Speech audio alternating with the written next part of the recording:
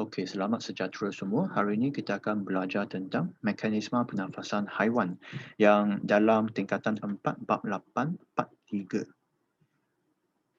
So yang penting kita akan fokus haiwan serangga, katak dan juga ikan punya pernafasan ya. So yang pertama sekali mekanisme pernafasan serangga. So pernafasan dalam serangga melalui proses tarikan dan hembusan. So kalau kita cakap tentang pernafasan, kita bermaksud tarikan dan juga hembusan. Dua proses dalam pernafasan.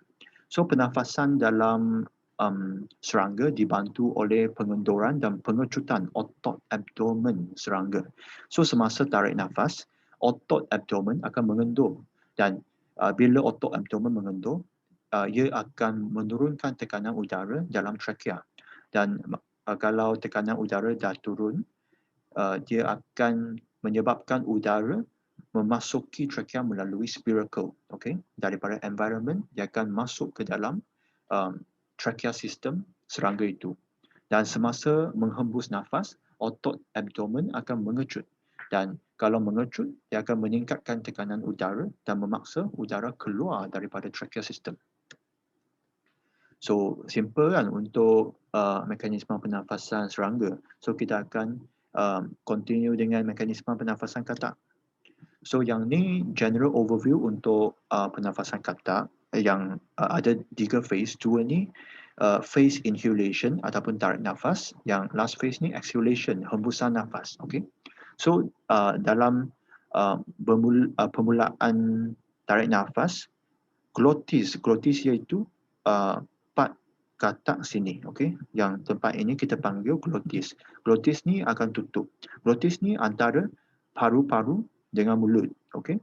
So glotis tutup dan mulut akan tutup dan udara akan masuk melalui nostrils, okey. Nostrils iaitu dia punya lubang hidung masuk melalui nostrils katak dan dia akan masuk ke dalam dia punya mulut, okey.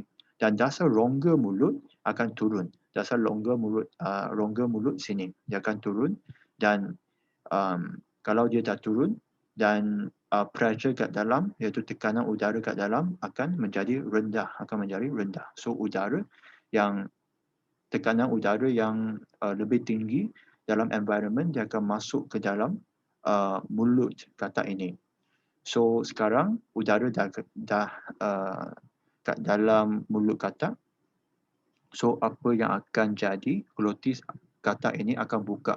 So kalau dia buka dan dasar rongga mulut akan naik. So masa dia naik, dia akan meningkatkan dia punya tekanan udara dalam mulut ini dan udara akan masuk ke dalam peparu katak.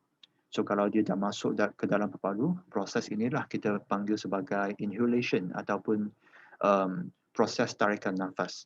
So dalam proses hembusan nafas, paru-paru ini dia akan contract, okey, dia akan contract dan glotis akan buka dan lubang hidung juga akan buka.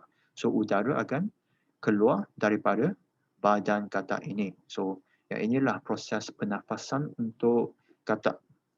So dalam perkataan tarikan nafas, semasa tarikan nafas dalam katak, apabila katak bernafas, mulut dan glotis tertutup dan dasar rongga mulut diturunkan. Yang ini penting.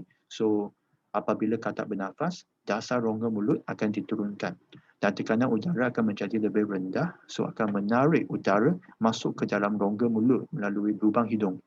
So apabila glotis buka, yang ini second phase, fasa kedua untuk tarik nafas ya. So apabila glotis terbuka, lubang hidung tertutup dan dasar rongga mulut akan naik.